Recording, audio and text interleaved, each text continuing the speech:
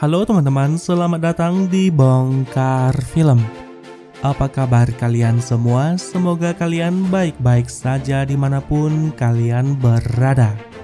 Kali ini saya akan menceritakan sebuah seri anime yang berjudul Blue Eye Samurai.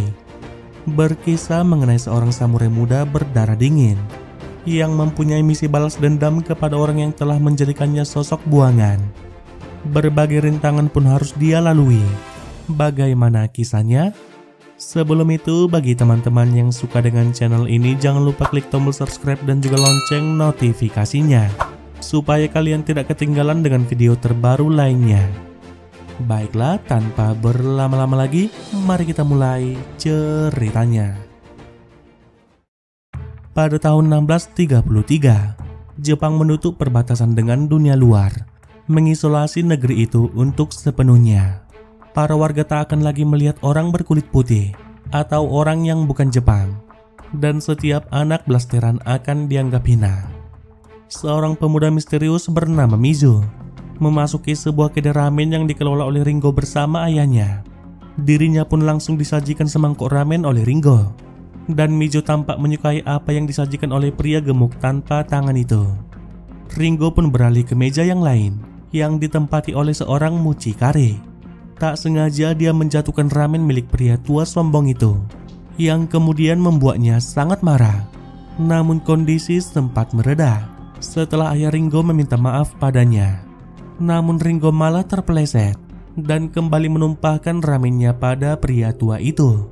Tanpa pikir panjang, si mucikari lalu mengeluarkan sebuah senjata api dan kemudian mulai mengancam Ringo. Dengan angkuhnya dia memperkenalkan siapa dirinya, yang bernama Hachiman sang mucikari. Di tengah ketegangan itu, Mizu datang menghampirinya. Dia sangat tertarik pada pistol yang dimiliki oleh Hachi. Mizu ternyata sudah mengenal siapa itu Hachi dan juga sepak terjangnya di dunia prostitusi. Mizu kemudian bertanya dari mana Hachi mendapatkan pistol tersebut. Tapi pertanyaan dari Mizu malah dibalas dorongan pistol oleh Hachi. Dan tiba-tiba Mizu langsung memotong dua jari pria tua itu.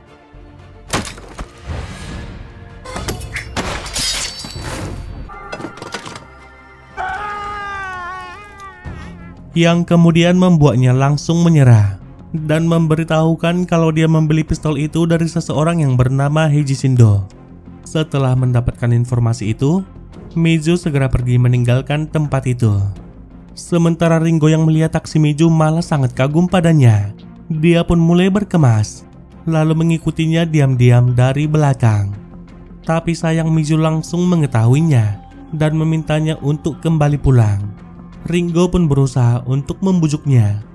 Dia berkata akan melakukan apa saja, bahkan membuatkannya makanan enak setiap hari, asalkan Mizu mau menerima dirinya sebagai murid. Tapi sayang Mizu lagi-lagi menolaknya, dan dia malah berakhir terikat pada sebuah pohon. Dalam perjalanan, Mizu singgah di sebuah kuil untuk berdoa, memohon agar dia bisa menemukan orang yang dicarinya. Tak lupa dia mendoakan seseorang yang disebutnya sebagai Sword Father. Kembali pada beberapa tahun yang lalu, Mizu kecil sedang berlari ketakutan di bawah hujan yang sangat deras dari anak-anak lain yang selalu merundungnya. Pelarian Mizu pun berakhir di ujung sebuah tebing dan dia tak bisa kemana-mana lagi. Mizu pun coba melawan mereka, tapi dia malah dihajar sampai babak belur. Salah seorang bocah kemudian hendak melukai Mizu dengan sebuah batu. Namun tiba-tiba sebuah meteor jatuh tak jauh dari mereka, yang membuat bocah-bocah itu lari ketakutan. Sesaat berselang, seorang kakek tua datang ke tempat itu dan berusaha mengangkat batu meteor tersebut. Tapi dia sangat kesulitan. Melihat itu, Mizu kemudian segera membantunya. Bersama-sama mereka membawa batu meteor itu ke gubuk si kakek, yang mana si kakek itu ternyata merupakan seorang pembuat pedang, dan dia bernama Master Eiji. Mizu kemudian diminta untuk segera pergi jika sudah selesai makan. Tapi Mizu tahu kalau kakek itu tak bisa melihat sama sekali. Dia pun hanya berpura-pura pergi, lalu diam-diam bersembunyi di gubuk tersebut. Namun walaupun buta, Master Eiji bukanlah orang yang mudah ditipu.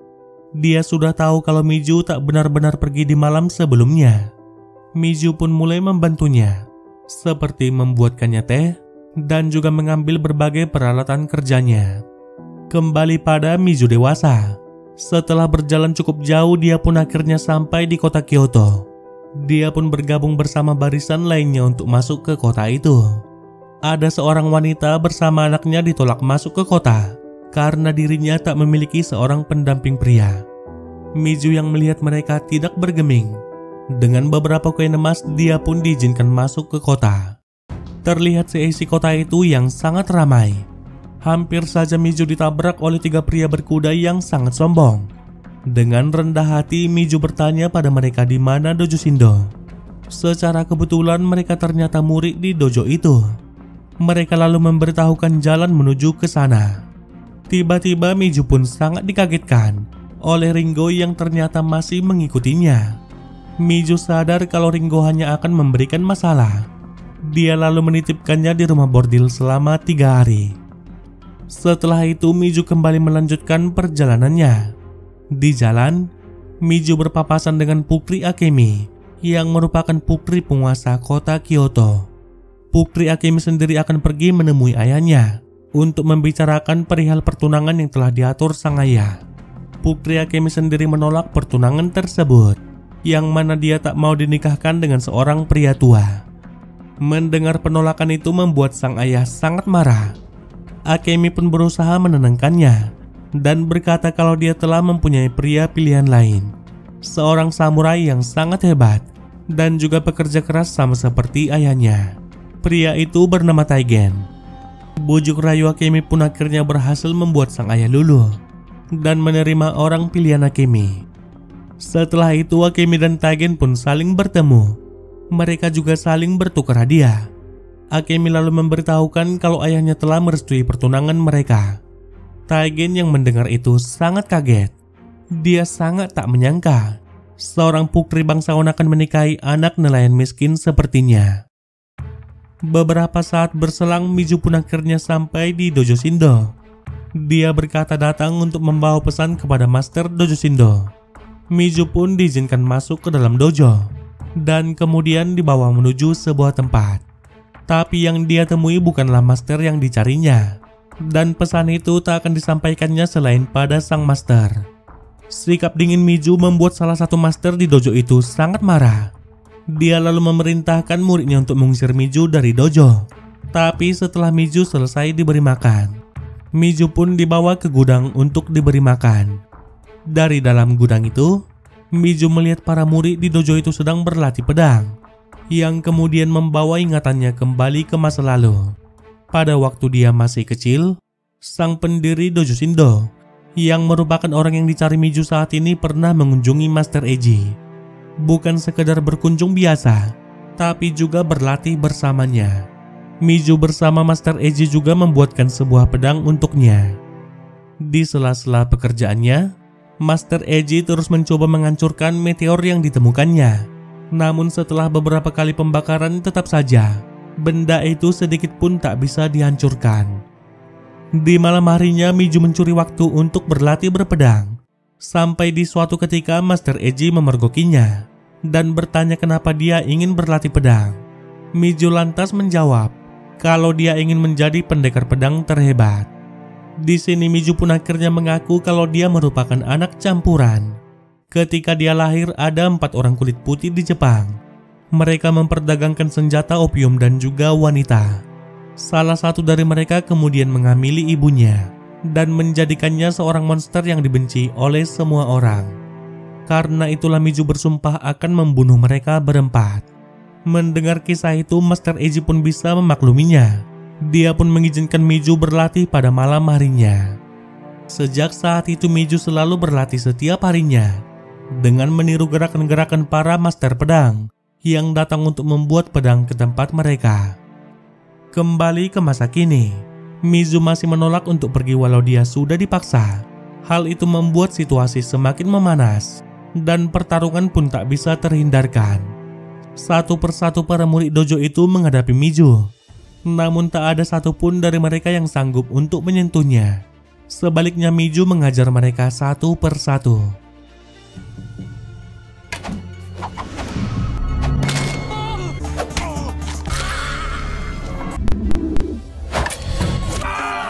Sesaat kemudian Master sebelumnya tiba di sana untuk menghadapi Mijo. Sementara di lain sisi, Taigen sedang merayakan pertunangannya bersama teman-temannya. Namun dia tiba-tiba dikabari atas apa yang terjadi di dojo. Pada saat itu juga dia pun langsung kembali ke dojo. Dan ketika sampai di sana dia menyaksikan Mijo sedang mengajar teman-temannya. Taigen pun langsung memberikan serangan perkenalan pada Mijo. Ketika melihat wajah Taigen, ingatan masa kecil Mijo langsung kembali. Yang mana Taigen merupakan salah satu anak yang dulu ikut merundungnya. Pertarungan pun tak bisa terhindarkan di antara mereka. Taigen terus menyerang Mijo secara bertubi-tubi. Sementara Mijo hanya bisa bertahan. Namun pada akhirnya Taigen berhasil menghempaskan Mijo. Dan sampai membuat kacamatanya terlepas. Ketika melihat mata birunya, Taigen pun langsung ingat pada Mijo. Mereka pun melanjutkan duel di luar. Namun kali ini menggunakan pedang sungguhan. Taigen pun sangat kaget di saat melihat simbol Master Eji pada pedang milik Mijo. Sesaat kemudian mereka pun mulai bergerak untuk saling menyerang. Mijo coba mengganggu penglihatan Taigen dengan salju. Tapi sayang hal itu sia-sia. Taigen dengan mudah dapat mengalahkannya. Taigen pun berpikir kalau dia sudah menang. Perlahan dia meninggalkan Mijo. Namun di saat itu juga, Mijo mulai melepaskan semua pemberat yang dia pasang di tubuhnya. Mereka pun kembali bertarung. Namun kali ini situasi sudah berbalik. Dengan mudahnya Mijo mengalahkan Taigen dan akhirnya memenangkan pertarungan tersebut. Mijo lalu hendak menghabisi Taigen, tapi Master Dojo itu, orang yang dicari Mijo pun langsung menghentikannya. Mijo lalu bertanya di mana dia bisa menemukan saudaranya, si pedagang pasar gelap yang bernama Heiji Shindo. Sang Master lalu memberitahukan kalau Heiji Shindo ada di benteng Pulau Tanabe. Dan Mijo tak akan mungkin bisa mendekatinya. Tapi Mijo tak peduli akan hal itu. Baginya informasi itu sudah cukup untuk menemukannya. Sementara Taigen yang tak terima kalah kembali menghina Mijo. Mendengar itu, Mijo langsung melancarkan serangan terakhir padanya. Mijo lalu segera keluar dari kota tersebut dan menemukan si wanita bersama putrinya masih berada di gerbang kota. Mijo lalu menjatuhkan sisir emas milik Taigen pada mereka.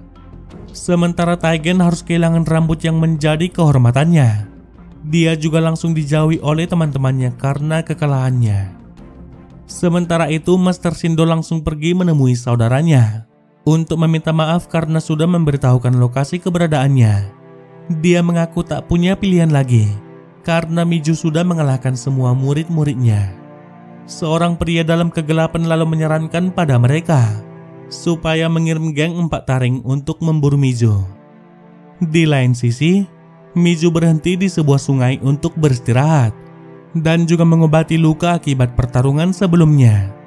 Mijo pun kembali teringat sewaktu dia meminta izin Master Eji untuk pergi berpetualang membalaskan dendamnya. Awalnya Master Eji meminta Mijo untuk menunggu karena dirinya belum siap dan bisa terbunuh.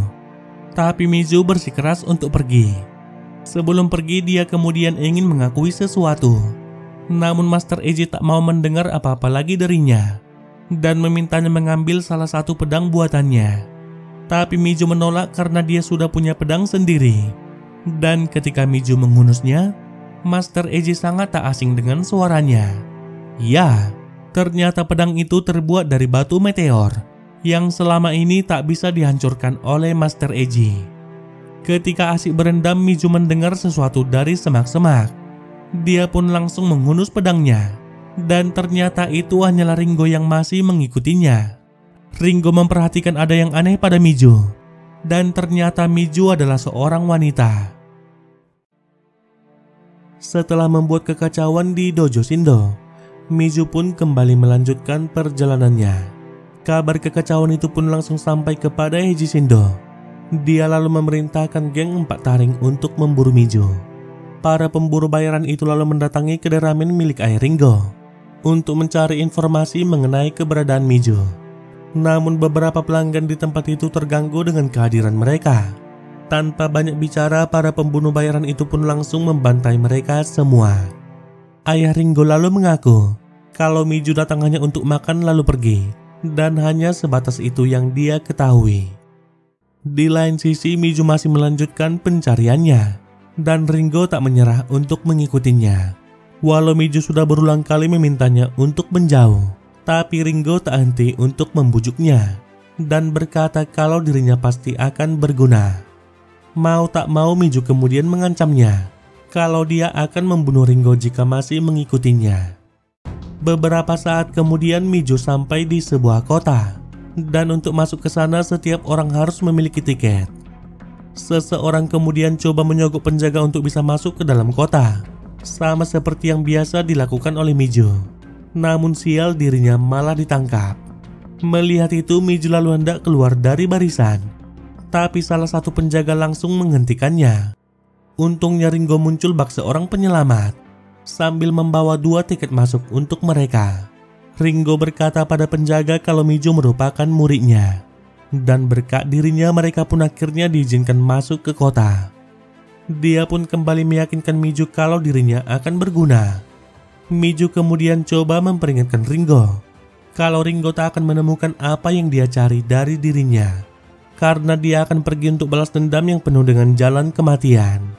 Namun tetap saja Ringo tak peduli dan terus mengikutinya. Sementara itu, Taigen masih dilanda rasa amarah atas perbuatan Miju. Ia pun berencana untuk mencari Miju dan menantangnya berduel sekali lagi.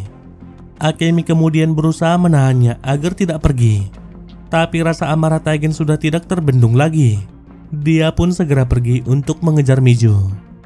Di tempat yang berbeda, Miju bersama Ringo sedang mencari sebuah perahu untuk pergi ke Pulau Tanabe, tempat di mana Heiji Shindo bersembunyi. Miju sangat yakin kalau dia melindungi seorang kulit putih di sana, dan Miju akan membunuhnya ketika matahari terbit. Mereka lalu menjelajahi kota tersebut. Namun anehnya tak ada seorang pun di sana, dan ternyata semua orang sedang berkumpul di alun-alun kota. Mereka lalu pergi menuju dermaga untuk mencari perahu.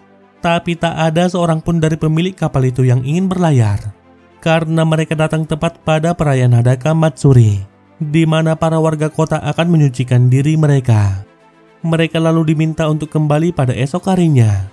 Mizu pun tak punya pilihan selain berangkat pada esok harinya. Mizu lalu membeli sebuah lonceng kecil, lalu memasangkannya pada kaki Ringo. Dia meminta Ringo agar tidak melepasnya. Jika tidak, maka Ringo akan diberhentikan dari tugasnya.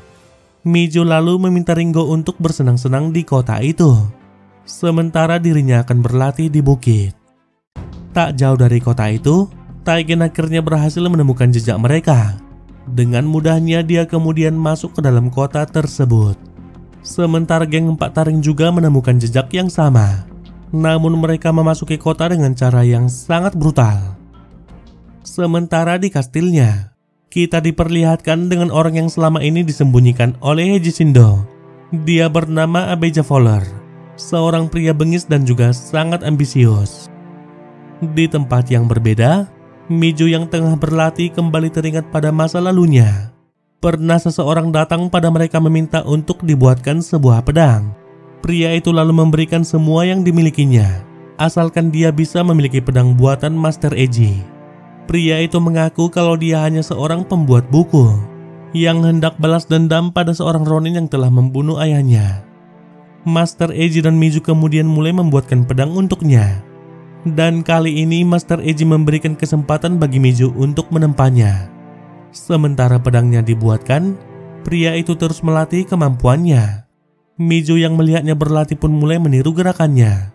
Tapi dengan sombongnya pria itu malah memukul Mizu dan juga mengatakan kalau Mizu merupakan anak yang lemah. Setelah beberapa waktu, pedang milik pria itu sudah jadi. Tapi naasnya pedang itu langsung patah. Dengan berat hati mereka lalu memberikan pedangnya pada pria itu. Master Eiji juga meminta maaf karena sudah gagal. Tapi Mizu langsung mengakui kalau itu merupakan kesalahannya. Dengan sangat marah pria itu langsung menampar Mizu. Tapi untuk yang kedua kalinya Master Eiji langsung menghentikannya. Dari tangannya Master Eiji tahu kalau itu bukanlah tangan seorang pembuat buku, melainkan tangan yang telah merenggut banyak nyawa manusia. Tak bisa mengelak lagi, pria itu pun akhirnya mengaku kalau dia merupakan seorang pembunuh bayaran. yang dijuluki sebagai Chiaki berlumur darah. Dan dengan pedang itu dia akan menghasilkan banyak uang. Master Eiji pun meminta Mizu untuk membiarkannya. Sang master berkata, kalau orang seperti itu akan tenggelam di dalam darah. Kembali pada Mizu yang masih berlatih. Hanya dengan sekali tebas, dia bisa memotong bersih sebuah pohon yang cukup besar. Sementara itu, Taigen diam-diam sedang menyaksikannya berlatih.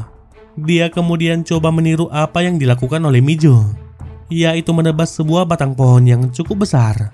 Namun apa daya, hal itu tak bisa dilakukannya. Berpindah ke Kyoto, ayah Akemi mengadakan pertemuan dengan seorang penasihat shogun. Mereka ternyata berencana menjodohkan Akemi dengan putra bungsu sang shogun. Setelah pertemuan itu, Akemi kemudian memohon pada sang ayah untuk membatalkan pertunangannya dengan putra sang shogun. Namun sang ayah sudah bulat dengan keputusannya. Dia ternyata sudah mendengar kekalahan yang dialami oleh Taigen. Dan dengan kekalahan itu, Taigen tak lagi dianggap sebagai samurai yang hebat. Oleh sebab itu, putra bungsu shogun merupakan calon yang sempurna bagi Akemi. Bahkan Seki, pelayan kepercayaan Akemi, tak bisa berbuat apa-apa untuk membantunya. Beberapa waktu kemudian, Akemi berencana kabur dari rumah untuk mencari Taigen. Tapi sial, Seki langsung memergokinya. Akemi pun membuat berbagai alasan. Namun Seki sudah mengetahui apa yang direncanakan oleh Akemi. Seki pun coba memperingatkannya kalau kehidupan di jalanan sangat berbahaya dan bisa saja dirinya bertemu dengan perampok di jalan. Tapi Akemi sudah bulat pada keputusannya. Atas hal itu, Seki pun memutuskan untuk ikut bersamanya. Kembali pada Ringo yang masih berjalan-jalan di kota. Dia singgah di sebuah kedai ramen.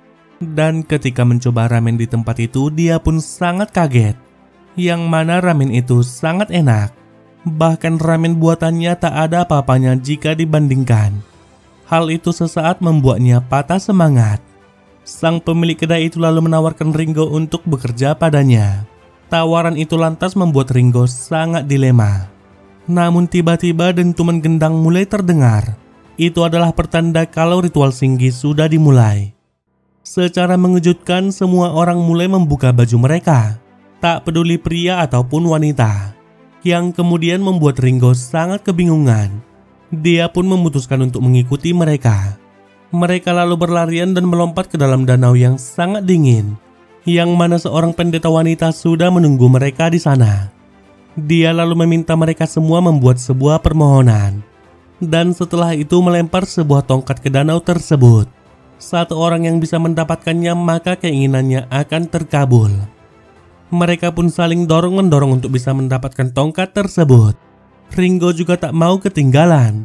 Dengan tubuh besarnya, dia menyingkirkan semua orang yang menghalanginya. Dan akhirnya dia pun keluar sebagai pemenang yang mendapatkan tongkat tersebut. Sementara itu, geng empat taring akhirnya berhasil menemukan Mizu. Mereka lalu memojokkan Mizu hingga sampai ke ujung tebing. Tapi Mizu tak mau menyerah. Dia lalu menuruni tebing itu, diikuti oleh keempat pembunuh bayaran tersebut. Satu persatu dari mereka kemudian mulai menyerang Mizu. Tapi Mizu bisa membantai mereka satu persatu, walau dia harus terluka karena terjatuh dari ketinggian.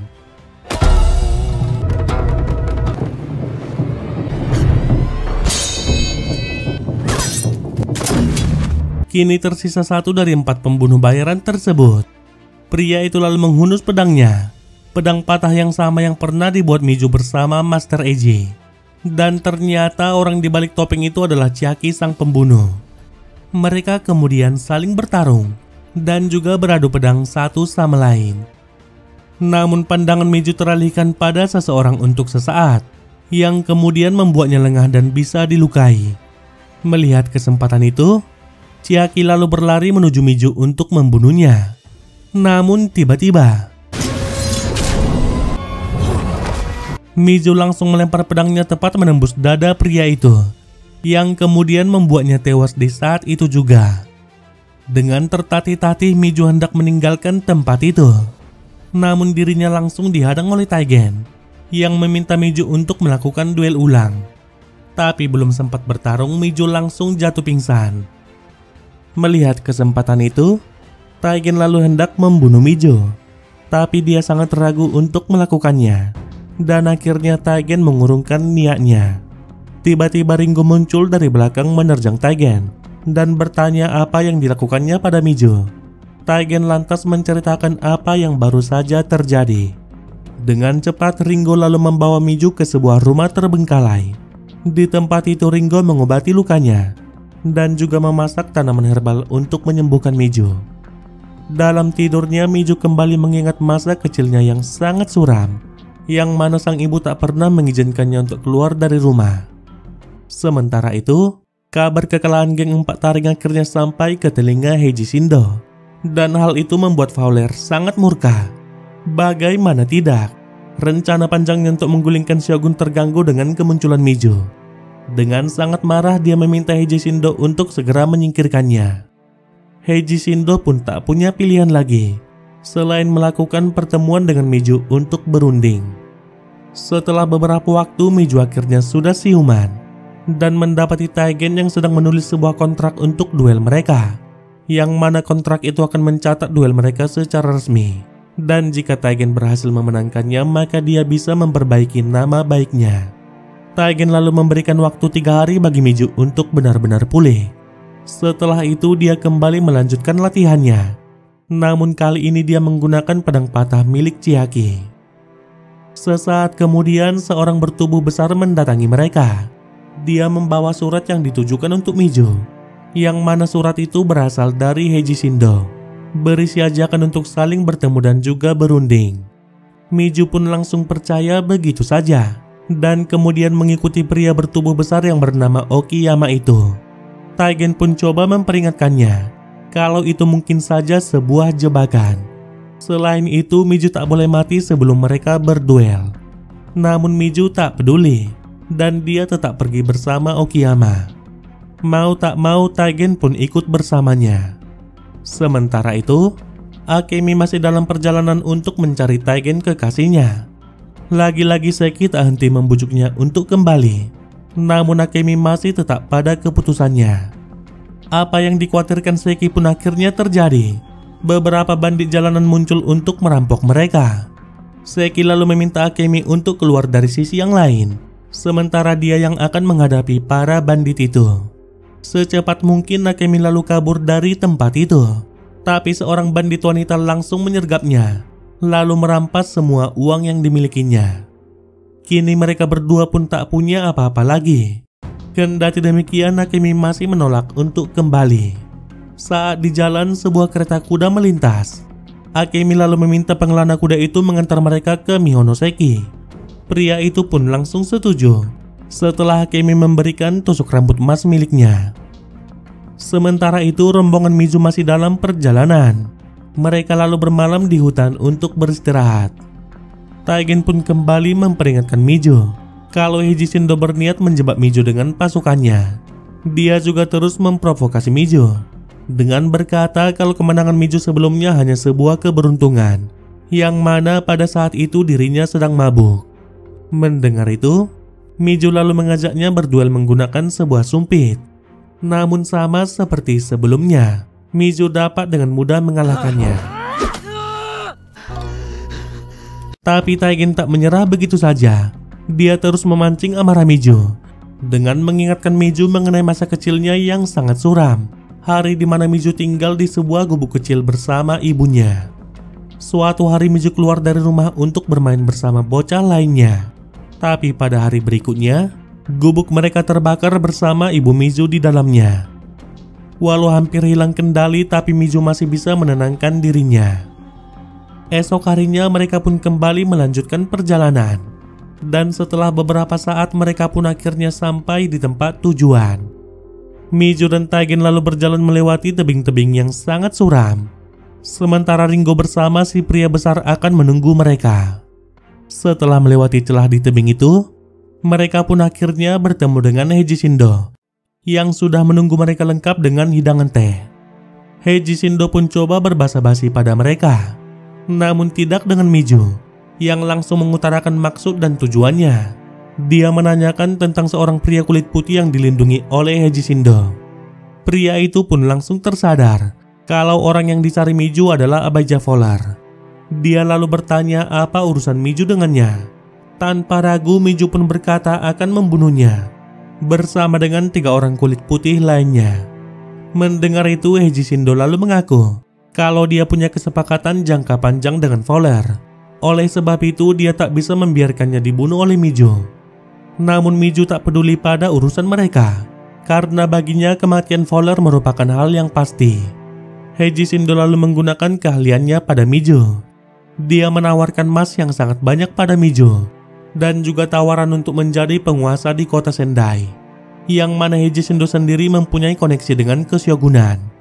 Tapi sebagai gantinya Miju harus memberikan jaminan kalau Miju akan melupakan niatnya untuk membunuh Fowler dan juga dirinya.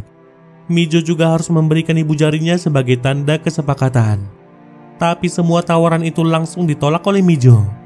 Dia tidak tertarik pada uang dan juga kekuasaan, selain rasa puas akan balas dendam. Heiji Shindo pun sangat menyayangkan keputusan Miju. Dia lalu menegaskan kalau Miju tak akan pernah bisa mencapai Fowler karena kastilnya dijaga sangat ketat dengan pertahanan kuat pada setiap lantainya. Miju sama sekali tak akan bisa masuk ke sana kecuali ada orang dalam yang membantunya. Heiji Shindo lalu mengaku kalau dia sudah sangat muak pada Fowler dan dia ingin kesepakatan di antara mereka berakhir. Dia lalu menawarkan bantuan untuk membawa Miju masuk ke kastil, yang mana Miju harus masuk ke dalam sebuah tong sake agar dia bisa diselundupkan ke dalam kastil. Tapi Miju menolak hal itu. Heiji Shindo lalu memperingatkannya kalau dia sebenarnya tidak sendirian, yang mana ada 500 pemanah yang sudah mengepung lembah itu. Dan ketika dia memberikan sebuah sinyal, maka ribuan anak panah akan menghujani mereka. Dia lalu memaksa Miju untuk masuk ke dalam tong tersebut. Dan di saat Heiji Shindo menyentuhnya, dengan cepat Miju pun langsung memotong tangannya. Die now!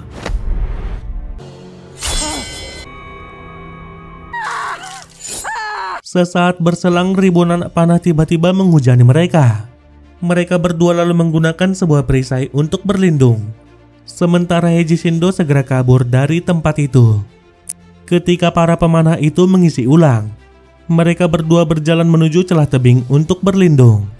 Kendati demikian anak panah tersebut masih bisa mencapai tempat itu.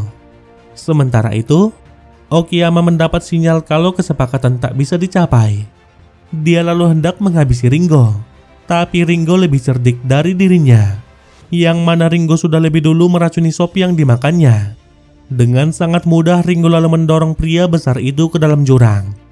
Sedangkan itu Miju dan Taigen sudah terpojok. Situasi pun semakin diperparah ketika salah satu anak panah melukai kaki Taigen. Namun di tengah keputusasaan itu, Ringo tiba-tiba datang bersama kudanya. Berkat bantuan Ringo, mereka pun akhirnya berhasil kabur dari tempat itu. Hal itu lantas membuat Taigen sangat senang. Namun kendati demikian, dia tak lupa apa tujuannya. Taigen lalu mengingatkan Miju soal duel mereka. Namun belum selesai dia berbicara, Miju langsung menaboknya sampai pingsan. Mereka berdua lalu meninggalkan Taigen dengan sebuah surat, yang mana dalam surat itu Miju berjanji kalau mereka akan berduel di kuil pada musim gugur setelah Miju menuntaskan seluruh misinya. Dan pedang patah itu dia tinggalkan sebagai jaminan. Baru saja selesai membaca surat itu, seseorang tiba-tiba langsung menculik Taigen. Sementara Heiji Shindo sudah kembali ke kastilnya. Dia lalu memperingatkan Fowler kalau Miju akan datang untuk membunuhnya, dan Miju sama sekali tak bisa dihentikan. Bagi Heiji Shindo, Miju bukanlah seorang manusia, melainkan iblis sama seperti Fowler. Dia sama sekali tak tahu apa-apa selain namanya. Namun kendati demikian, ada orang yang lebih tahu dan akan menceritakan semuanya. Setelah beberapa hari dalam perjalanan, Miju dan Ringo akhirnya sampai di Mihonoseki. Bertepatan sedang ada duel antara dua orang samurai di sana. Mereka berdua lalu pergi untuk menyaksikannya. Terlihat dua orang samurai saling berhadapan. Salah satu dari mereka sudah bersiap dengan katananya, sementara yang satunya lagi masih menunggu dengan pedang yang masih tersimpan di dalam sarungnya. Ketika sang lawan sudah bergerak, Dengan kecepatan tinggi dia langsung menebas lehernya, yang seketika membuat sang rival tewas di saat itu juga.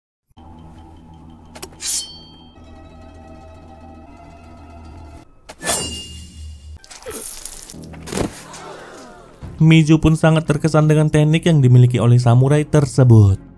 Dari tempat itu mereka lalu pergi menuju pusat lokalisasi. Di sana mereka mengunjungi sebuah rumah bordil yang dimiliki oleh seorang wanita bernama Madame Kaji. Awalnya mereka dipersulit untuk masuk ke tempat itu, tapi Miju bersikeras seraya memperlihatkan sejumlah uang yang dimilikinya. Setelah beberapa saat di tempat itu, Miju akhirnya bertemu dengan wanita yang dicarinya.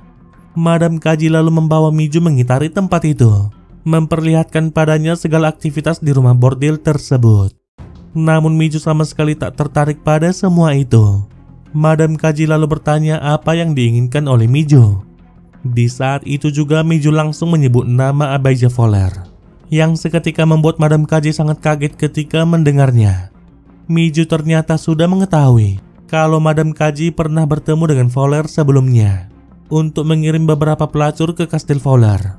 Dan sejak saat itu Madame Kaji tak ingin lagi bertemu dengannya.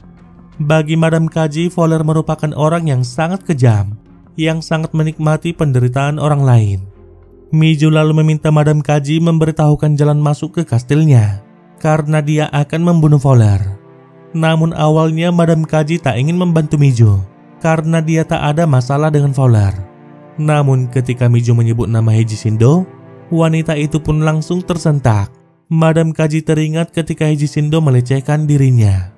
Dia lalu membawa Miju ke sebuah tempat dan memperlihatkannya sebuah rumah judi milik bos Hamata, pria jahat yang menjadi penguasa kawasan tersebut. Dengan pasukan cakar seribunya dia menghabisi siapa saja yang berani melawan. Separuh pendapatan dari setiap rumah bordil juga menjadi miliknya, walau terkadang dia meminta sesuatu yang lebih. 6 bulan yang lalu bos Hamata mengambil Kinuyo, seorang gadis tuli dan juga bisu yang dibeli Madame Kaji dari ayahnya yang kerap menyiksanya. Madame Kaji kemudian mulai melatihnya menjadi pelayan yang baik. Seiring berjalannya waktu, gadis itu pun mulai mempercayainya. Dia lalu berkata lebih baik mati daripada disentuh oleh pria lagi. Madame Kaji pun berjanji kalau hal itu tak akan terjadi. Tapi takdir berkata lain. Bos Hamata merampas Kinuyo dari Madame Kaji, dan kini hanya ada satu cara untuk membebaskannya, yaitu dengan cara mengakhiri hidupnya.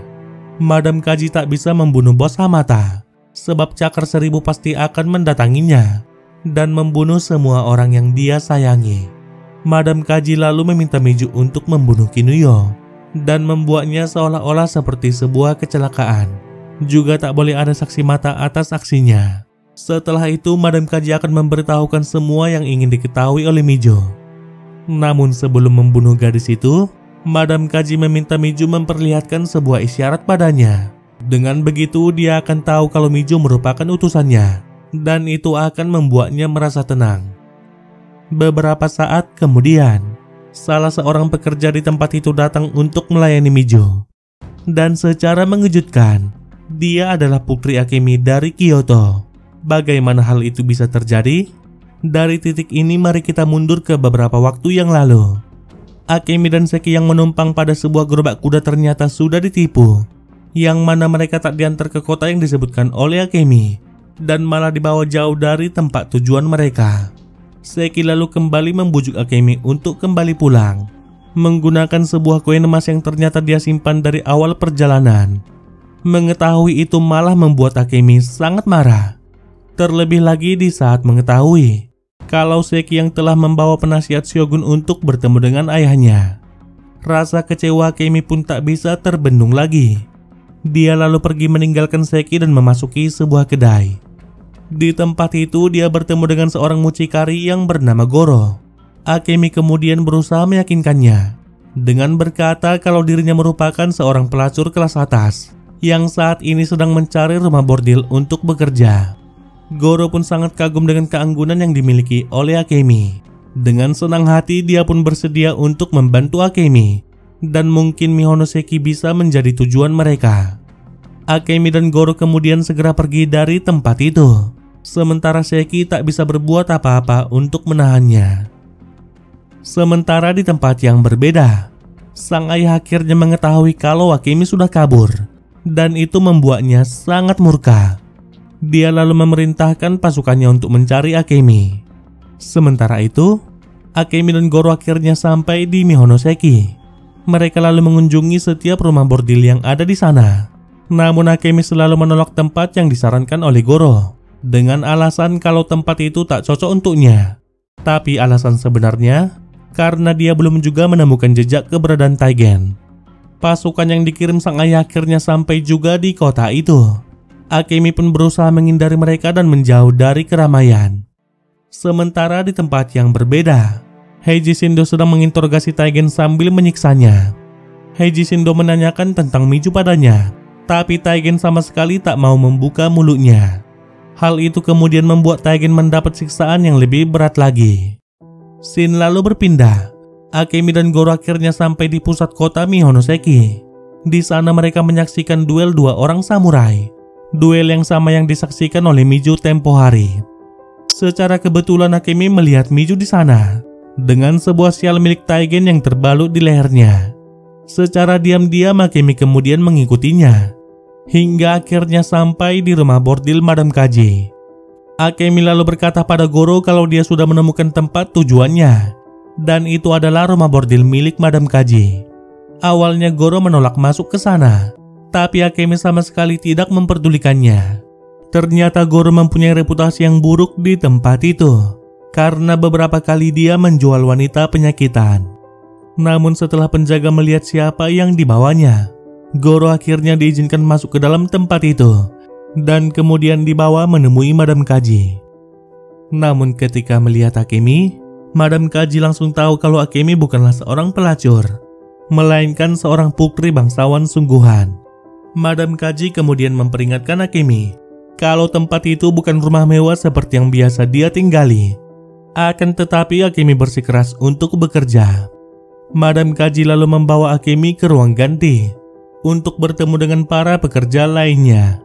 Dengan cepat Akemi langsung membuat mereka semua kagum padanya dengan keanggunannya dan juga caranya berpakaian.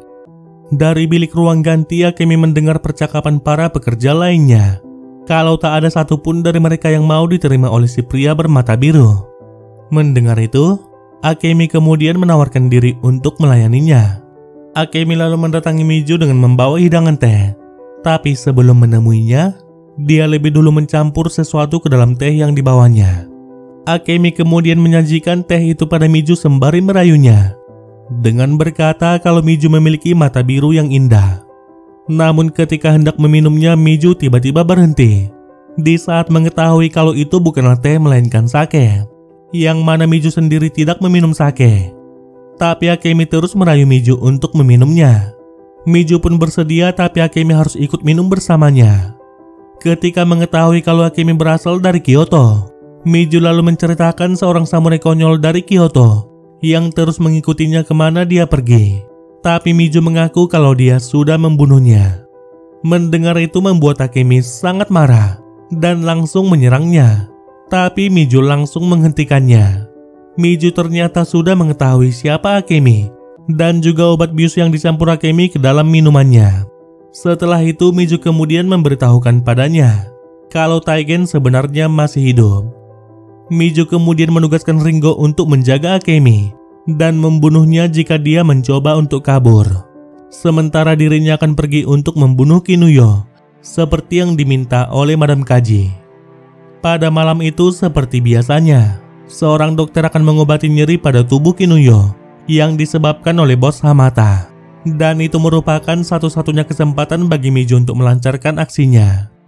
Walau demikian, pengawal kepercayaan Hamata akan terus menjaganya. Miju kemudian mengendap-endap masuk ke dalam tempat itu dan berusaha menghindari setiap prajurit yang berjaga. Hingga akhirnya dia berhasil menemukan di mana Kinuyo berada. Dengan sangat senyap Miju membunuh pengawal yang menjaga Kinuyo. Awalnya Kinuyo sangat takut ketika melihat Miju. Tapi Miju langsung memperlihatkan isyarat dari Madam Kaji kepada gadis itu dan berkata padanya kalau dia akan melindunginya. Di saat Kinuyo memeluk dirinya, Dengan cepat Mijo langsung mematahkan lehernya. Mijo kemudian mengatur posisi tubuh gadis itu, seolah-olah dia tewas karena diperkaos oleh pengawalnya. Setelah itu Mijo langsung keluar dari tempat itu. Dia pun tak bisa menyembunyikan perasaan bersalah atas apa yang telah dilakukannya. Secara tak terduga, seorang bocah yang melintas melihat dirinya. Mijo pun sudah bersiap dengan pedangnya untuk menghabisi bocah itu. Namun dia mengurungkan niatnya dan malah meminta si bocah untuk melaporkan pada penjaga kalau ada pertengkaran di antara dua orang dan mereka sudah tewas. Mijo lalu melaporkan pada Madam Kaji kalau tugasnya sudah selesai. Sesuai dengan perjanjian mereka, Madam Kaji lalu memberitahukan jalan rahasia menuju Kastil Fowler. Setelah itu Mijo mendatangi Akemi. Dia lalu melepaskannya, kemudian memintanya pergi jauh dari tempat itu.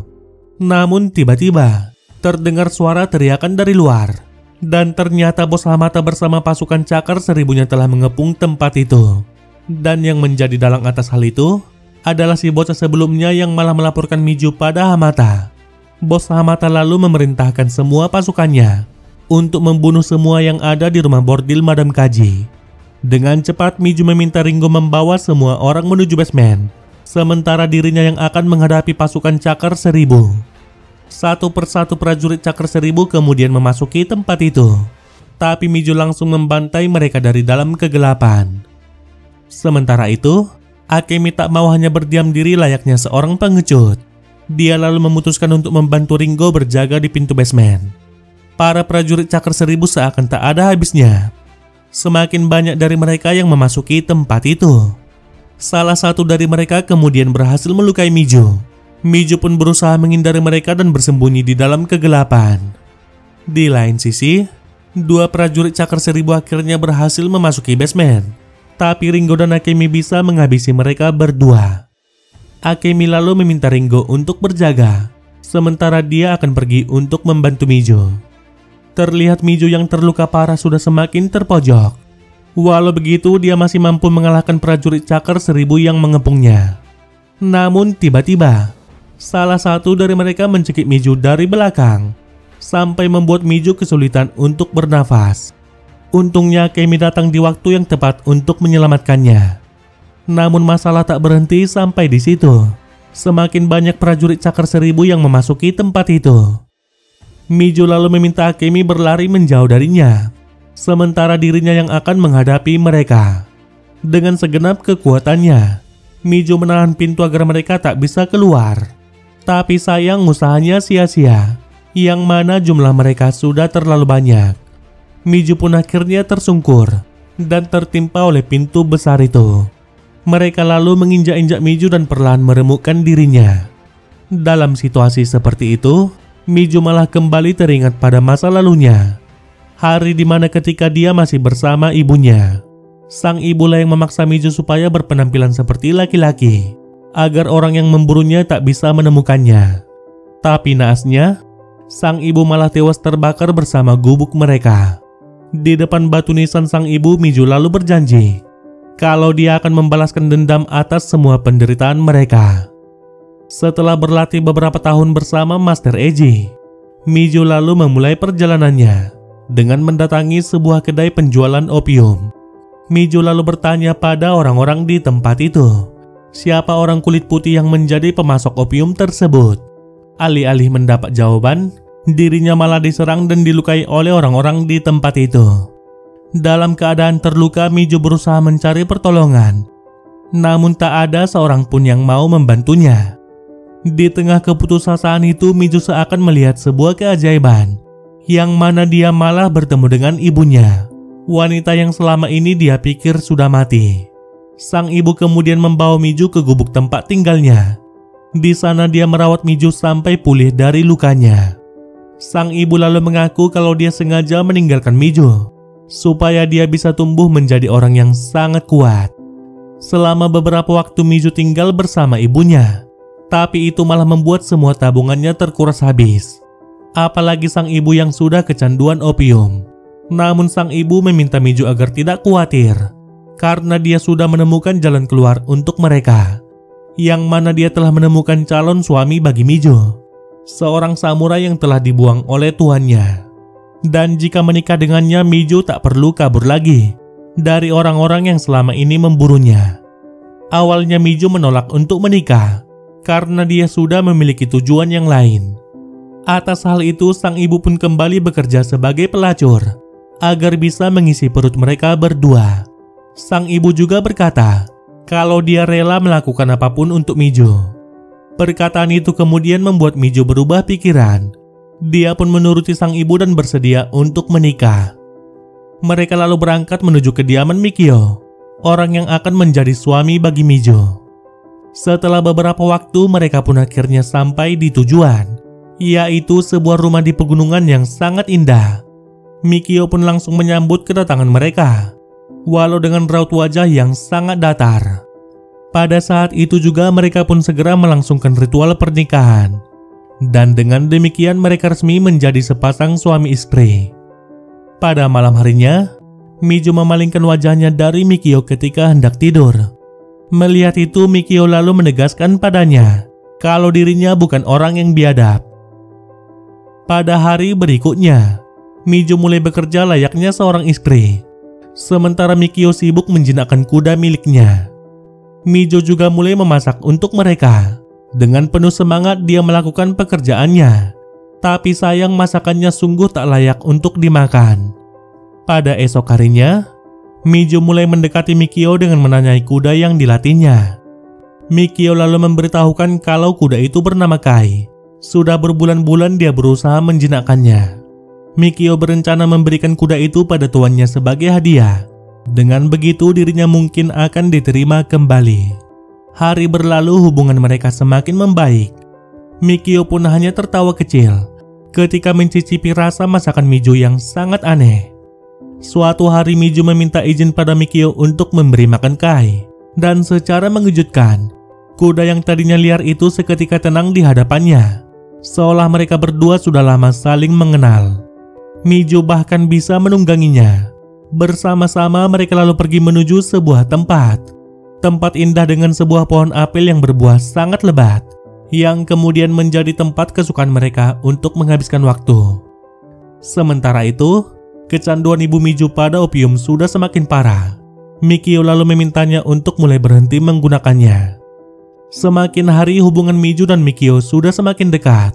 Mikio juga melihat kalau Mijo sudah sangat dekat dengan Kai. Dia pun akhirnya memutuskan untuk memberikan kuda itu padanya. Atas kebaikan pria itu, Mijo perlahan mulai membukakan hati untuknya. Mereka akhirnya melakukan hubungan suami istri untuk yang pertama kalinya. Mijo lalu menceritakan tentang dirinya dan juga misi balas dendamnya pada orang yang telah membuatnya dibenci oleh semua orang. Mijo juga mengaku kalau seumur hidupnya dihabiskannya untuk berlatih pedang. Mikio pun sangat tertarik untuk melihat kemampuannya. Esok harinya mereka kemudian melakukan duel uji coba, yang mana Mikio akan menggunakan sebuah tombak, sementara Mijo dengan pedangnya, namun dengan sarung yang masih terpasang untuk berjaga-jaga. Semula Mijo seolah-olah mengalah padanya, dan dengan mudahnya dia dikalahkan. Namun semuanya seketika berubah.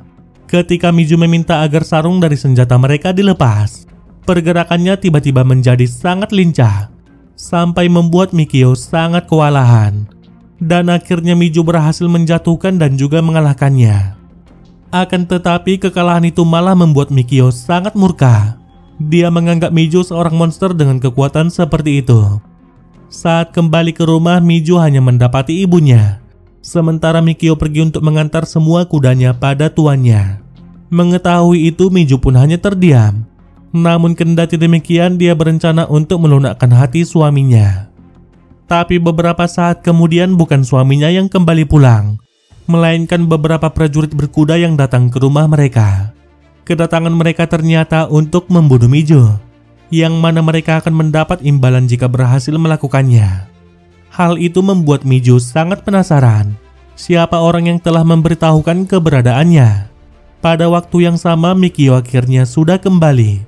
Namun ketika melihat pasukan yang ingin membunuh Mijo, di saat itu juga dia langsung pergi meninggalkannya. Hal itu lantas membuat Mijo sangat kecewa.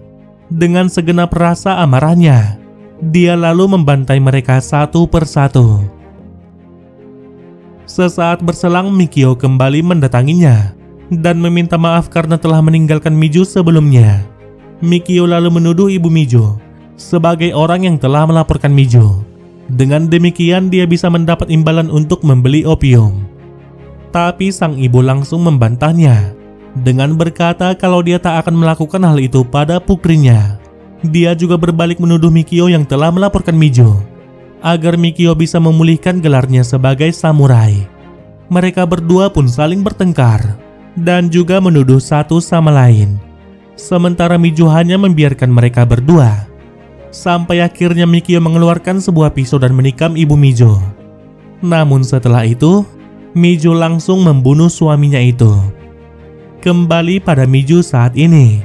Mengingat semua kenangan menyakitkan itu membuat adrenalinnya meningkat. Dengan pedangnya, dia menebas kaki para prajurit Cakar 1000 untuk melepaskan diri. Mijo lalu melepaskan satu persatu pemberat di tubuhnya, seraya bertarung melawan mereka.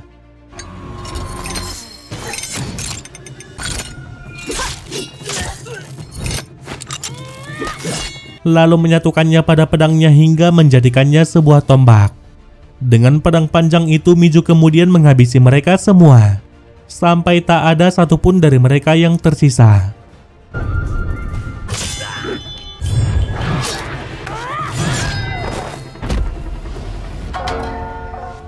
Bahkan seorang bocah yang menjadi prajurit Cakar 1000 tak lepas dari kebrutalannya.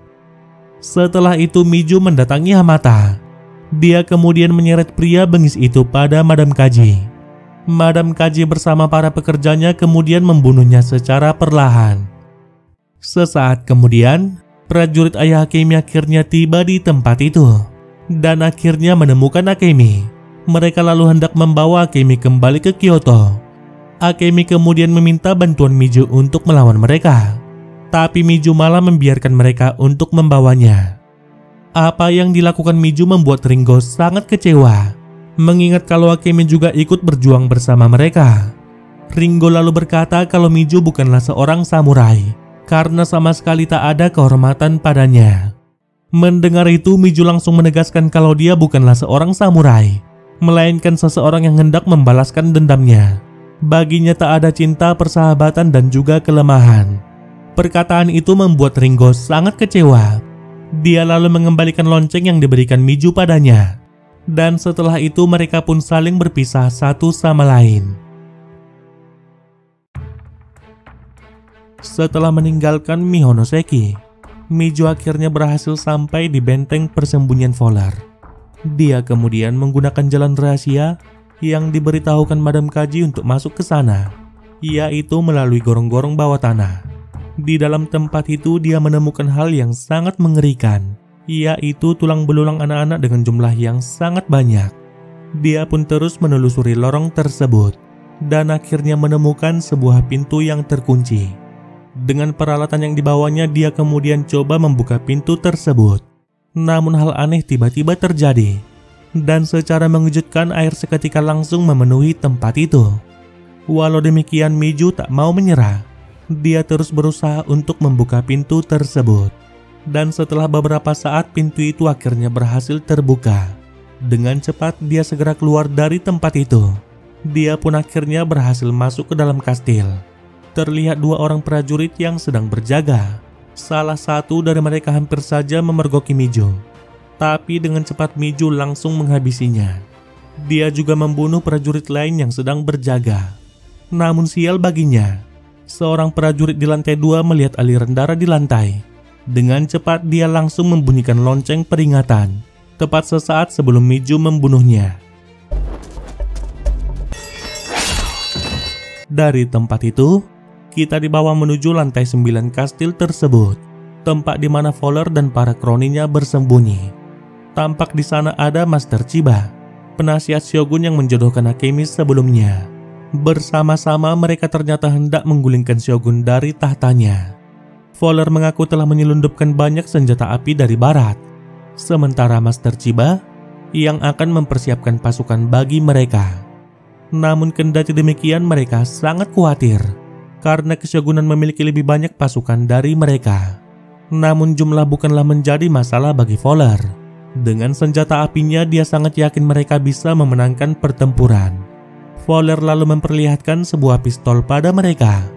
Dengan pistol itu dia akan membunuh Shogun dan semua keluarganya. Seorang pelayan tiba-tiba mendatangi mereka dan mengabari kalau Miju telah berhasil masuk ke kastil. Mengetahui itu membuat Heiji Shindo sangat panik. Sosok iblis yang menebas tangannya telah datang untuk membunuh mereka. Dia kemudian mulai mengamati Miju melalui teleskop jarak jauh yang terpasang pada setiap sudut bangunan tersebut. Sementara itu, Miju mulai menaiki lantai berikutnya. Namun tiba-tiba lorong bangunan itu mulai menyempit, bersamaan dengan munculnya tombak-tombak yang sangat tajam. Dengan kelincahannya Miju berusaha melewati perangkap tersebut. Namun salah satu dari tombak itu berhasil mengenai kakinya.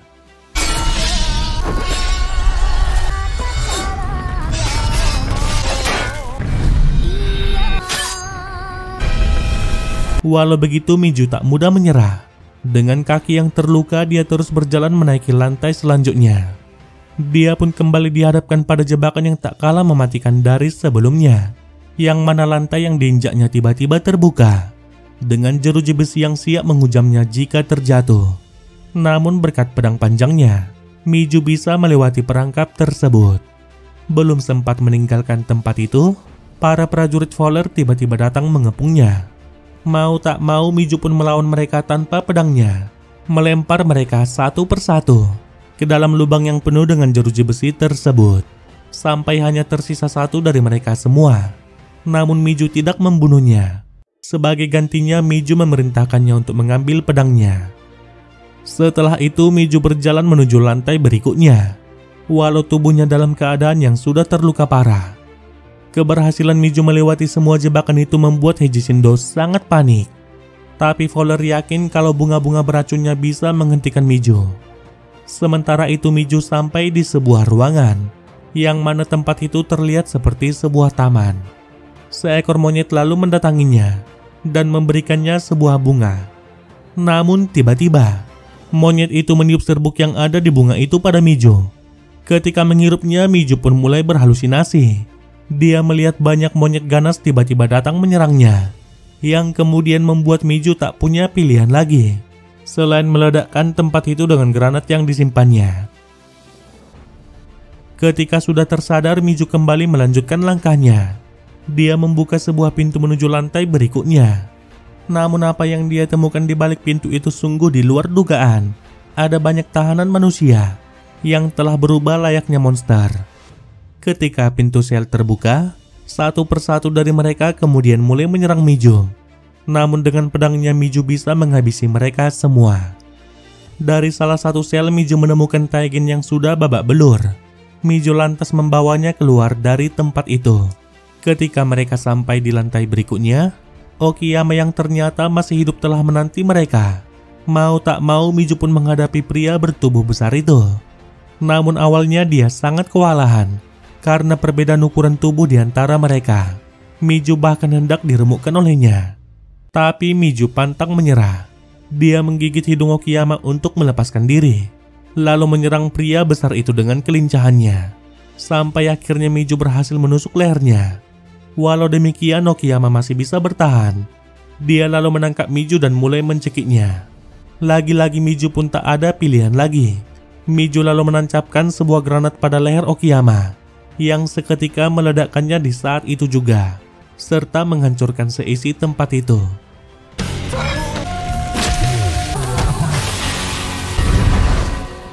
Ketika tersadar, Miju melihat Taigen yang hampir terjatuh. Dengan cepat dia pun langsung menangkapnya. Mereka berdua pun bergelantungan pada pedang Miju yang tertancap pada dinding kastil tersebut. Miju kemudian mengerahkan seluruh kekuatannya untuk menggendong Taigen memanjat dinding kastil tersebut.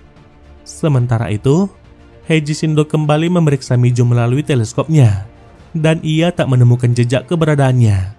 Hal itu membuatnya sangat panik bukan kepalang. Ia lalu memperingatkan para kroninya mengenai Miju, tapi Fowler tak terlalu menghiraukannya. Sampai tiba-tiba, Miju membunuh salah satu dari mereka dan menerobos masuk melalui jendela. Tapi Fowler sudah bersiap dengan senapannya dan kemudian langsung menembak Miju. Untungnya Miju masih bisa selamat berkat pedangnya, tapi pedangnya harus patah akibat peluru senapan tersebut. Dengan pedang patah itu dan sisa tenaganya, Miju kemudian coba menyerang Fowler, tapi sayang Miju sungguh tak berdaya di hadapannya. Fowler lalu menegaskan padanya kalau Miju beruntung masih hidup sampai sekarang, tak seperti anak campuran lain yang telah dia bunuh, dan jasad mereka lain memenuhi jalan rahasia menuju kastil tersebut. Ketika melihat sebuah tanda di lengan Miju, Fowler seakan mengetahui sesuatu tentang Miju. Dia kemudian menghajar Miju habis-habisan. Sementara itu Taigen berusaha membantunya, tapi dia malah berakhir sama seperti Miju, dihajar sampai tidak berdaya. Melihat itu Miju tak tinggal diam. Dengan sisa kekuatannya, dia langsung membawa Taigen melompat keluar dari kastil itu. Sesaat kemudian, tanpa diduga Ringo muncul untuk menyelamatkan mereka. Ringo lalu membawa mereka berdua pada Master Eiji. Awalnya Master Eiji tak mau membukakan pintu untuknya, namun ketika menyebut nama Miju, Master Eiji langsung membawa mereka masuk ke dalam. Sementara di tempat yang berbeda, Fowler bersama kroninya mulai menjalankan rencana mereka. Dia bersama rombongannya berangkat menuju Edo. Di perjalanan mereka singgah di rumah bordil Madam Kaji untuk sekedar memuaskan hasrat biologis mereka. Fowler lalu memberitahukan pada Heiji Shindo kalau senjata mereka akan diselundupkan melalui kapal ikan dalam 2 hari lagi. Dengan itu mereka akan mengambil alih kastil keshogunan, sementara Fowler sendiri yang akan membunuh Shogun dan juga semua anggota keluarganya. Tanpa diketahui oleh Fowler, Heiji Shindo diam-diam telah berkhianat padanya. Dia mengirim surat pada seseorang dan memintanya menggeledah setiap kapal yang datang dalam 2 hari. Heiji Shindo ingin mendahului Fowler mendapatkan senjata tersebut. Dan ternyata surat itu ditujukan pada Master Chiba yang juga berkhianat. Bagi mereka Fowler akan menjadi wabah di Jepang. Oleh sebab itu mereka harus membunuhnya dan juga menemukan senjata itu sebelum mencapai Edo. Kita lalu dibawa menuju Edo. Terlihat Akemi yang sedang bersiap-siap untuk acara pernikahannya yang tepat diadakan pada perayaan Matsuri musim semi. Akemi sendiri masih bersikeras tak mau menikah. Sang ayah pun kembali meyakinkannya kalau apa yang dia lakukan demi kebaikan mereka. Dari beberapa hadiah pernikahan, Akemi menemukan seekor burung di dalam sangkar. Di saat itu juga dia pun langsung melepaskannya, kemudian mengikuti kemana burung itu terbang. Namun tiba-tiba, seorang pria memanah burung itu sampai tewas. Hal itu membuat Akemi sangat marah padanya, namun kemarahannya tak dibalas sepatah kata pun. Ternyata pria itu adalah putra bungsu Shogun yang bernama Takayoshi, orang yang akan menjadi suami bagi Miju. Rumor mengatakan kalau dia orang yang sangat kejam. Ia bahkan tak pernah mau berbicara pada siapapun. Mengetahui semua itu membuat Akemi sangat frustasi, sampai-sampai dia mencoba untuk bunuh diri. Tapi Seki langsung menghentikannya. Seki lalu berusaha meyakinkannya kalau pernikahan ini adalah jalan terbaik bagi Akemi. Seki sangat paham bagaimana sifat Akemi, karena dia selalu mendampingi Akemi sejak masih kecil. Tepatnya sejak ibu Akemi meninggal. Seki menghabiskan waktunya untuk mempersiapkan Akemi untuk menghadapi dunia nyata seperti saat ini. Karena itu dia pun sangat yakin kalau Akemi pasti bisa bertahan di Edo. Ketika berjalan-jalan di kota, Akemi secara kebetulan bertemu dengan Madam Kaji. Dia lalu singgah untuk menemui teman-temannya itu. Mereka pun sangat kaget ketika melihat penampilan mewahnya. Madam Kaji berkata kalau mereka diundang ke Edo sebagai penghibur pada pernikahan putra bungsu sang shogun. Akemi lalu memberitahukan kalau itu merupakan pernikahannya. Namun pernikahan itu tak seindah seperti yang mereka pikirkan. Akemi berpikir banyak ular jahat di sekitarnya. Madam Kaji lantas memberikan beberapa wejangan padanya agar Akemi mengambil kendali atas suaminya. Dengan begitu dia bisa memutuskan sendiri apa yang diinginkannya. Scene lalu berpindah. Setelah beberapa waktu Taigen dan Miju akhirnya tersadar. Taigen pun sangat berterima kasih pada Miju karena dia sudah menyelamatkan hidupnya. Miju lalu meminta Master Eiji untuk menyambung kembali pedangnya. Tapi sayang Master Eiji tak bisa melakukannya. Pedang itu patah karena campurannya yang salah, yang mana pedang itu terlalu murni dan harusnya dicampur dengan baja yang baru. Miju lalu meminta Master Eiji untuk menempa ulang pedangnya, tapi Master Eiji langsung menolaknya. Ia melihat kalau kemarahan masih berkobar di dalam diri Miju. Miju pun memutuskan untuk menempa pedangnya sendiri. Dia lalu pergi ke hutan, lalu menggali sebuah lubang untuk membuat sebuah tungku pembakaran, dan setelah itu membakar pedangnya pada tungku tersebut. Pada keesokan paginya, Miju membongkar tungku api itu dan mendapati kalau pedangnya sama sekali tak bisa dilelehkan, yang mana kondisinya masih sama seperti sebelumnya. Hal itu membuatnya mulai putus asa. Sampai kemudian Taigen datang membawa makanan untuknya. Dia kemudian coba menghibur Miju dengan berkata kalau Miju bisa mengalahkan Fowler tanpa pedangnya. Dan untuk yang pertama kalinya, Taigen akhirnya mengakui kalau Miju lebih baik darinya. Miju lalu memberitahukan pada Taigen kalau Akemi saat ini ada di Edo untuk menikahi putra sang shogun, dan dia telah membiarkan Akemi dibawa begitu saja. Mengetahui itu membuat Taigen sangat kecewa padanya. Dia lalu hendak pergi menyusul Akemi ke Edo. Namun Miju memperingatkan kalau di sana terlalu berbahaya, sebab Fowler akan menyerang kastil shogun. Akan tetapi Taigen tak peduli dan tetap pada keputusannya. Sementara itu, acara perayaan pernikahan Akemi sudah dimulai. Banyak para pejabat tinggi yang hadir pada acara itu. Perayaan pun dibuka dengan menyantap hidangan yang sudah disiapkan. Sementara Akemi mendapat hidangan yang khusus, seperti hati kelinci dan juga sperma kuda, yang diyakini mujarab untuk kesuburan. Semua hidangan itu atas saran dari ibu mertuanya. Tapi Akemi bisa mengatasi dan memakan semuanya. Namun ketika membuka hidangan terakhir, dia pun sangat terkejut, yang mana di depannya tersaji burung kecil yang dia lepaskan sebelumnya. Untuk sesaat Akemi sangat panik dan tak tahu harus berbuat apa. Namun mau tak mau dia tetap menyantapnya. Scene lalu berganti. Master Eiji mendatangi Miju yang sedang menyendiri. Sang master lalu berkata kalau dia melatih Miju bukan untuk menjadi manusia ataupun iblis, melainkan menjadi seorang seniman yang baik. Sebagai seniman berarti hanya melakukan satu hal, yaitu memberikan semua yang dimilikinya demi seni, seperti kekuatan, kelemahan, cinta, dan juga rasa dendam. Pada malam harinya, Miju kembali membuat sebuah tungku pembakaran. Dia lalu melepaskan semua pakaiannya, lalu melukis tulisan sukra hati pada sekujur tubuhnya. Setelah itu dia kembali membakar pedang patahnya, namun kali ini dengan bantuan Master Eiji. Kembali pada Akemi, dia mendapat hadiah burung dari suaminya sebagai ganti sebelumnya. Tapi itu malah membuatnya sangat marah. Akemi lalu mendatangi Takayoshi lalu menamparnya. Dengan terbata-bata suaminya itu berkata kalau burung itu dia berikan sebagai permintaan maaf atas sikap ibunya. Setelah mendengar suaminya itu, Akemi akhirnya tersadar kalau Takayoshi seorang yang gagap. Karena itulah dia sangat jarang berbicara. Ia lalu meminta suaminya itu agar tidak malu dengan kondisinya. Tak hanya itu, Akemi juga memberikan kata-kata penyemangat untuknya. Dari Edo kita lalu dibawa menuju pelabuhan, yang mana Master Chiba tak bisa menemukan senjata yang diselundupkan oleh Fowler. Mereka telah memeriksa semua perahu, tapi tetap tak menemukan apapun. Kabar itu pun langsung sampai kepada Heiji Shindo. Fowler lalu membawa Heiji Shindo menuju sebuah tempat untuk memperlihatkan senjata yang berhasil dia selundupkan.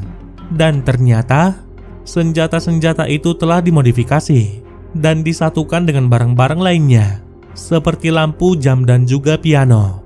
Dengan cara itu penyelundupannya tak akan diketahui. Fowler kemudian mencabut bagiannya satu persatu, lalu menyatukannya hingga menjadi sebuah senapan. Mereka lalu menguji coba senjata itu dengan menembak beberapa sandera yang sudah disiapkan.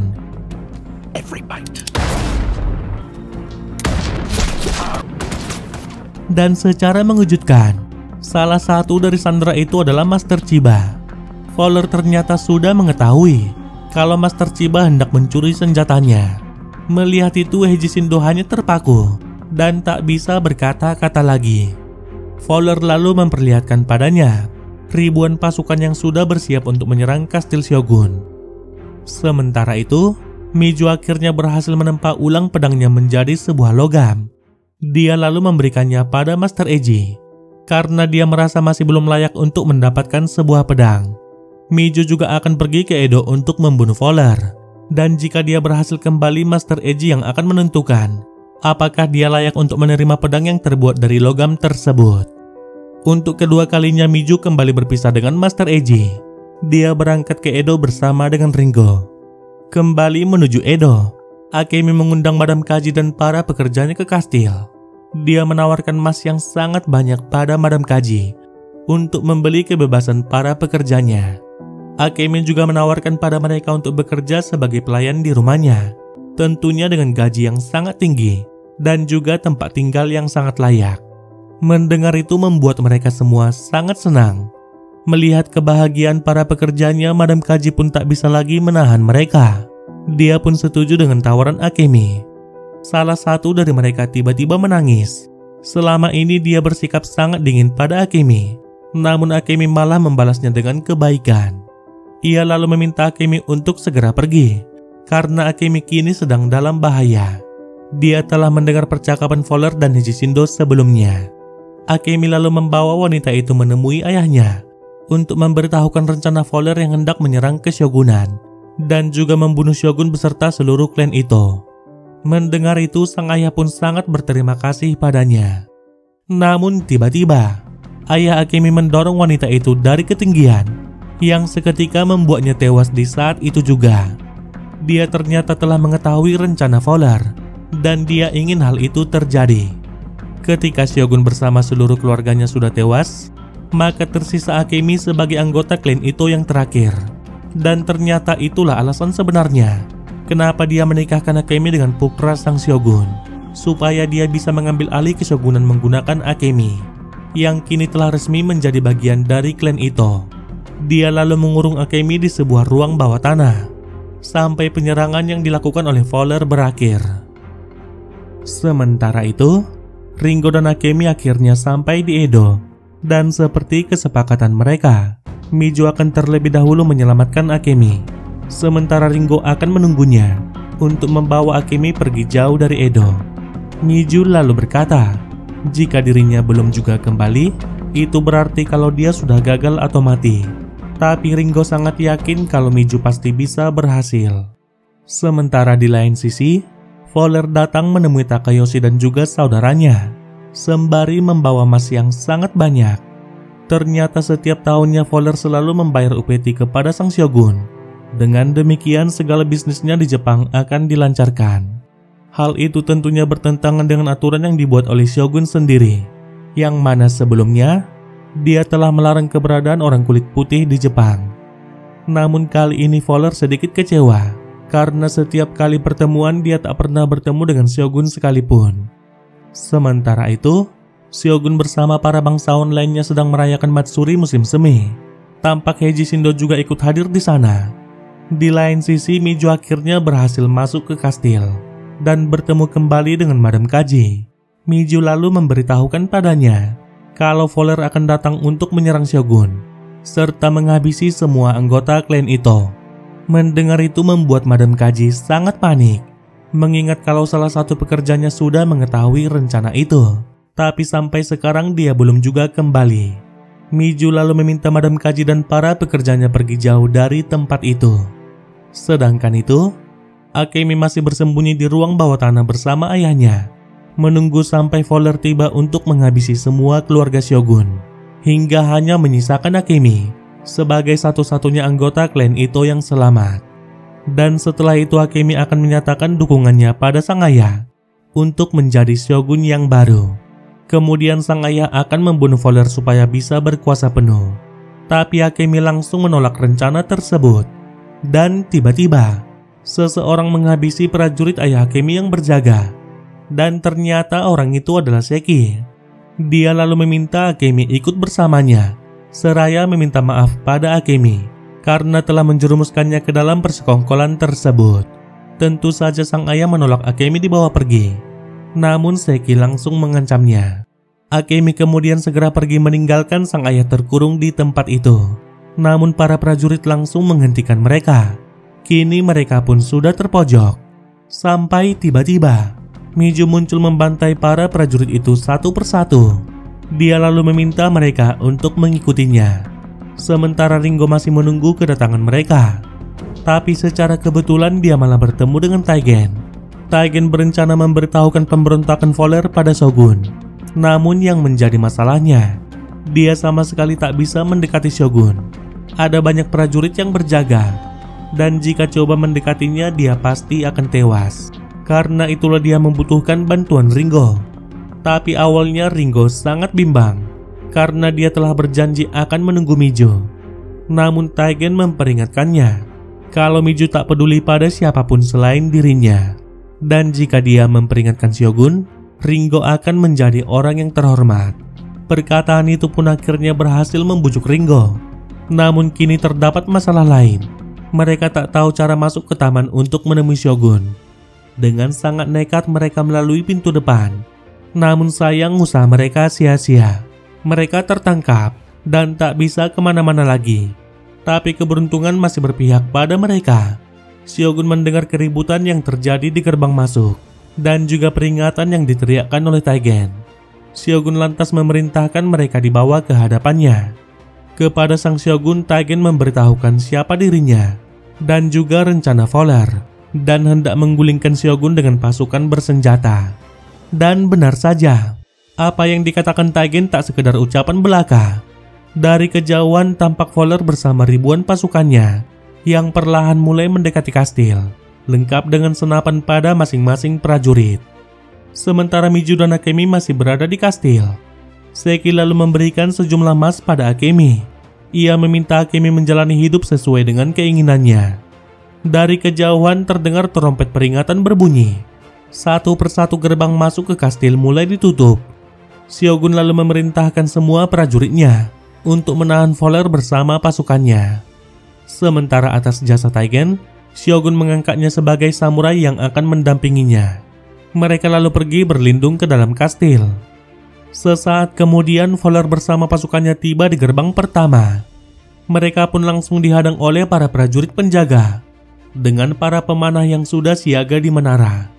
Namun mereka semua bukanlah tandingan bagi senapan Fowler. Hanya dalam sekali serangan, semua prajurit yang menjaga gerbang itu berhasil ditumbangkan.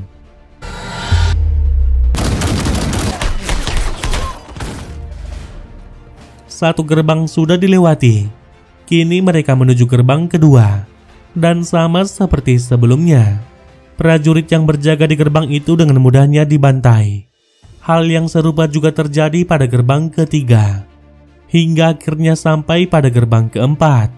Sang kapten pasukan keshogunan pun sangat yakin kalau gerbang keempat tak akan bisa ditembus. Di saat itulah Heiji Shindo melakukan tugasnya. Dia membunuh sang kapten dan juga semua prajurit yang berjaga, lalu membukakan gerbang yang keempat untuk Fowler. Akhirnya mereka pun sampai pada gerbang terakhir, yang hanya dijaga oleh beberapa orang prajurit. Prajurit Fowler pun langsung menghabisi mereka semua. Dengan perasaan yang sangat cemas, Shogun menanti apa yang akan mendatanginya. Mereka pun bersiap dengan katana mereka masing-masing. Sampai akhirnya Fowler bersama pasukannya muncul di hadapan mereka. Namun Shogun sama sekali tak takut padanya. Dia menantang Fowler berduel pedang secara terhormat. Tapi Fowler menolaknya dan langsung membunuh Shogun di hadapan mereka semua. Fowler lalu memberikan pilihan pada mereka untuk tunduk padanya atau mati di saat itu juga. Sebagai peringatan, ia lalu hendak membunuh kedua putra Shogun. Namun tiba-tiba Mijo muncul dan langsung mencegahnya. Dengan sangat murka, Fowler memerintahkan prajuritnya untuk membunuh Mijo. Tapi Mijo dan Taigen bisa menghabisi mereka semua.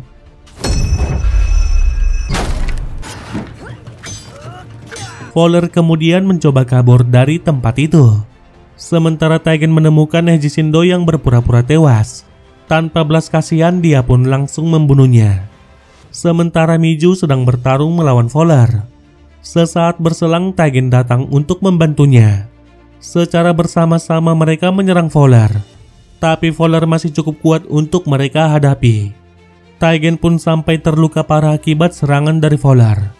Mijo lantas meminta Taigen pergi dari tempat itu dan mencari Akemi yang telah berhasil keluar dari kastil, sementara dia yang akan menghadapi Fowler seorang diri.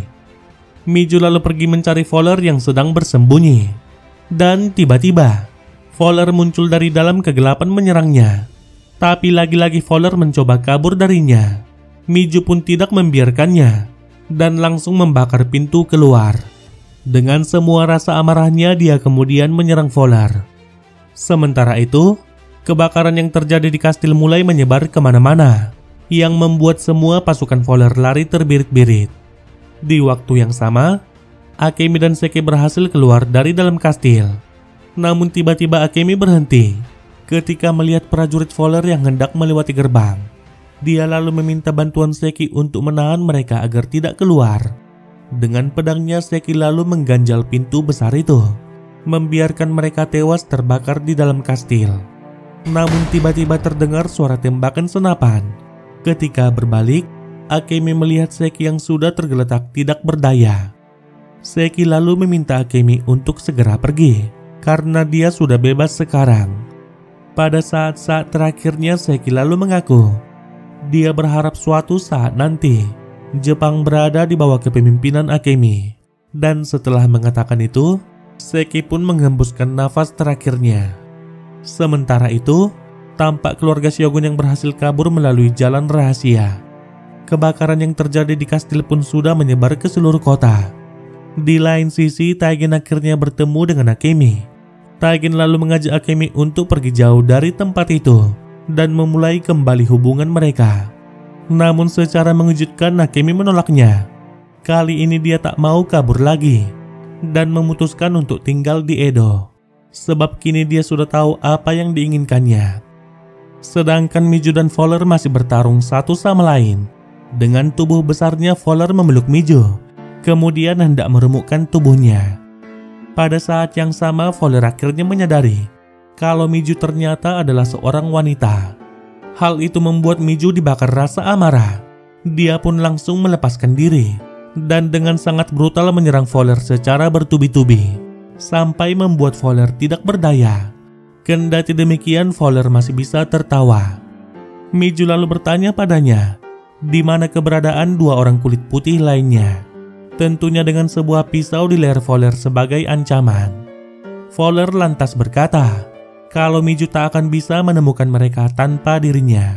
Tapi Mijo yakin bisa menemukan mereka, sama seperti dia menemukan Fowler dan juga Violet yang sudah dia bunuh terlebih dahulu. Fowler lalu menjelaskan kalau keberadaan Rutledge dan Skeffington sangat tersembunyi, dan mereka juga lebih buruk dari Fowler, yang mana mereka sangat kaya dari hasil memperdagangkan wanita. Fowler kemudian memancing Mijo untuk ingin mengetahui siapa mereka, orang yang telah coba membakarnya hidup-hidup dan juga yang telah membunuh ibunya. Dan ternyata wanita yang dari kecil merawat Mijo bukanlah ibunya, melainkan seorang pelayan yang dibayar untuk menyembunyikannya. Fowler lalu meyakinkan Mijo kalau hanya dia yang bisa membawa Mijo pada mereka berdua, karena mereka berada di tempat yang tidak diketahui oleh Mijo, dan tempat itu bernama London. Scene lalu berganti. Kedua putra Shogun dan ibu mereka berhasil selamat. Tampak di hadapan mereka seluruh Edo yang telah berubah menjadi arang. Sesaat kemudian Akemi mendatangi mereka dan memberitahukan kalau ayahnya juga berhasil selamat. Sifat Akemi kini telah berubah semenjak kematian Seki. Sementara Ringo kembali ke pondok Master Eiji, lalu memberitahukan kalau Mijo tak berhasil selamat. Hal itu membuat Ringo sangat bersedih. Namun tidak dengan Master Eiji. Baginya masih ada kemungkinan kalau Mijo berhasil selamat, dan mereka bisa menunggu sampai kapanpun. Sedangkan itu, tampak Mijo berada di sebuah kapal bersama dengan Fowler, yang mana mereka berlayar menuju sebuah tempat. Baiklah teman-teman, sampai di sini alur cerita Blue Eye Samurai season yang pertama. Sebuah akhir cerita yang sangat epik. Kita diperlihatkan sebuah cerita yang sangat kompleks dan juga saling berkaitan. Bagaimana misi balas dendam Mijo berhasil menghentikan rencana Fowler yang hendak menggulingkan Shogun dari tahtanya.